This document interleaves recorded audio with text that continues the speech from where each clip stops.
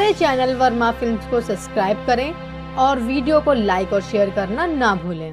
Loan moratorium पर supreme court ने दिया यह बड़ा फैसला। यदि आपने पर्सनल लोन लिया है या होम लोन लिया है तो ये आपके लिए बहुत ज़रूरी खबर है।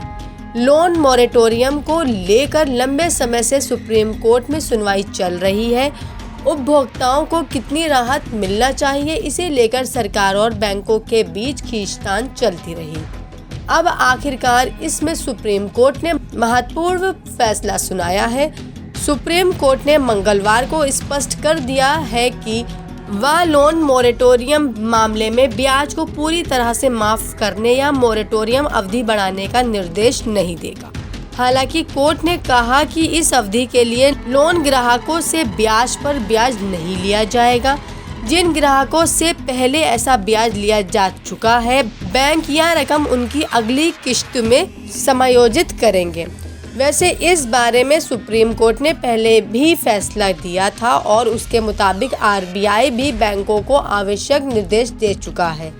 अधिकांश बैंकों ने इस फैसले को पहले ही लागू भी कर दिया है। सुप्रीम कोर्ट ने मोरेटोरियम की अवधि को बढ़ाने को लेकर अपनी तरफ से कोई भी हस्तक्षेप से भी इनकार किया है।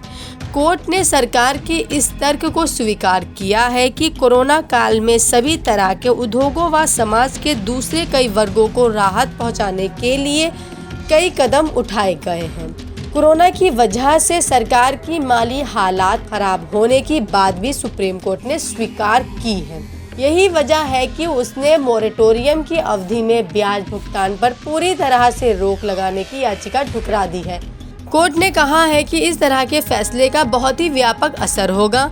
न्यायाधीश अशोक भूषण की खंडपीठ ने कहा है कि सरकार और आर्थिक एजेंसियों ने जो नीतियां बनाई हैं उसमें कोर्ट को बेहद जरूरी होने पर ही हस्तक्षेप करना चाहिए। ब्याज पर ब्याज छूट से सरकार पर पड़ेगा यह असर। इन लोगों के लिए छूट के पक्ष में लोन मोरेटोरियम के मामले में कर्ज धारकों को ब्याज पर ब्याज से पूरी तरह से छूट मिलने से सरकार पर करीब 7,500 करोड़ रुपए तक का अतिरिक्त भार पड़ने का अनुमान है।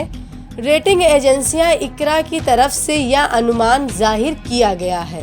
सुप्रीम कोर्ट ने अपने फैसले में पिछले वर्ष मार्च से लेकर अगस्त तक लोन मोरेटोरियम का लाभ देने वाले सभी कर्ज धारकों को ब्याज पर ब्याज से मुक्त कर दिया।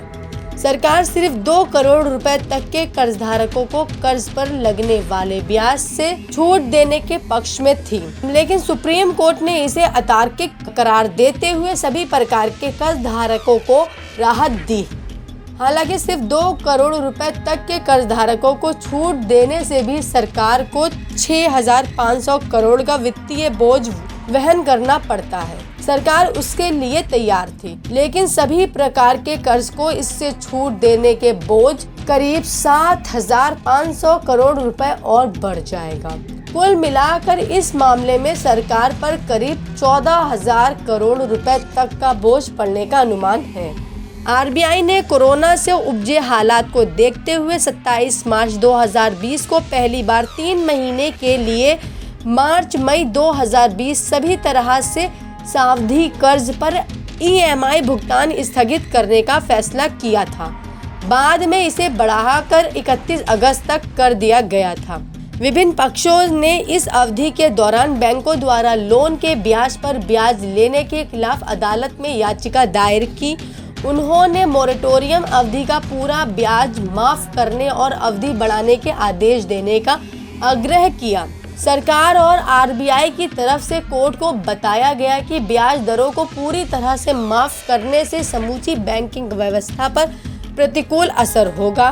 बैंकिंग सिस्टम पर 6 लाख करोड़ रुपए का ऐसा बोझ पड़ेगा जिससे कई बैंकों की कमर टूट जाएगी और उनका अस्तित्व खतरे में पड़ जाएगा। एसबीआई का उदाहरण देते हुए सरकार की तरफ से कोर्ट को बताया गया था कि अगर देश में इस सबसे बड़े बैंक ने 6 महीने के लिए ब्याज माफ कर दिया तो उसने पिछले 65 वर्षों में जो कमाया है वह सब खत्म हो जाएगा। हमारे चैनल वर्मा फिल्म्स को सब्सक्राइब करें और हमारी वीडियो को लाइक और शेयर करना ना भूलें।